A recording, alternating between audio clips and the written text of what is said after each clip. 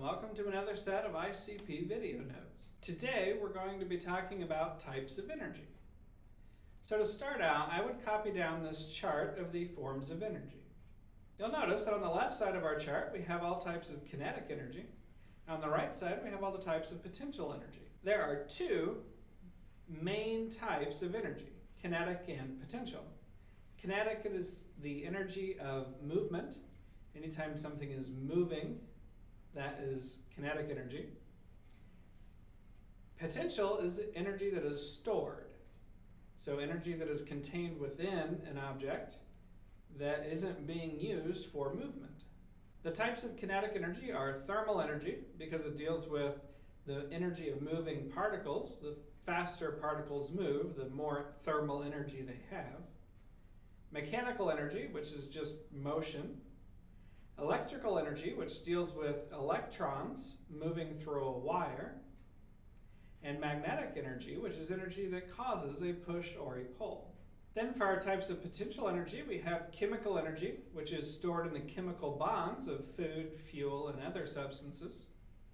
Elastic energy, which is stored in objects that are stretched. Nuclear energy, this is energy that's stored in the nucleus of a particle. And gravitational energy, which is energy that's stored in an object based on how high it is off the ground.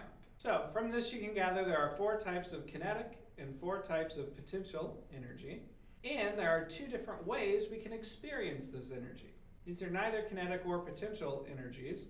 They're just ways that we observe the energy happening. So sound energy, which is energy that we can hear, and light energy, which is energy that our eyes can detect. Find how much energy is stored in an object when it's off of the ground.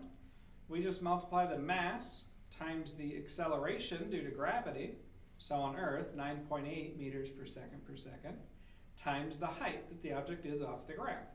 And that tells us how much energy there is in the object. We measure this in units of joules, or J for short. And then we have kinetic energy, which is the energy of motion.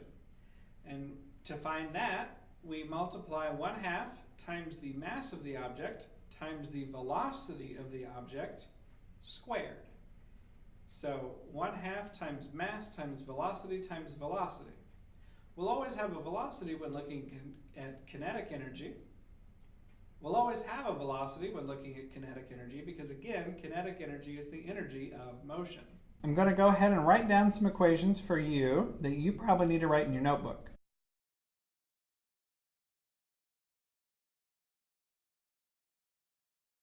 So you now have all of the equations you can need when asked about potential or kinetic energy. This one up here will get you the potential energy if you multiply mass times gravity times height. This one will get you mass if you take the potential energy divided by the gravity and divided by the height. And this one will get you gravity if you take potential divided by mass times height. And this one will get you height if you take potential divided by the mass times gravity. For kinetic energy, it's a little trickier. We have kinetic energy equals 1/2 of the mass times velocity squared. The mass of an object is twice the kinetic energy divided by the velocity squared. And the volume of an object is the square root of twice the kinetic energy divided by the mass.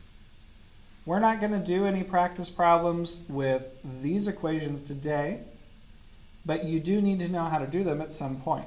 Let's run down the units again just so you're fully aware. For energy, whether it's potential or kinetic, it's joules, or J. Mass will be measured in kilograms. The gravity is an acceleration, so it's meters per second. And the height is going to be measured in meters. Over here, our mass is still going to be kilograms, but our velocity is in meters per second, as it always is.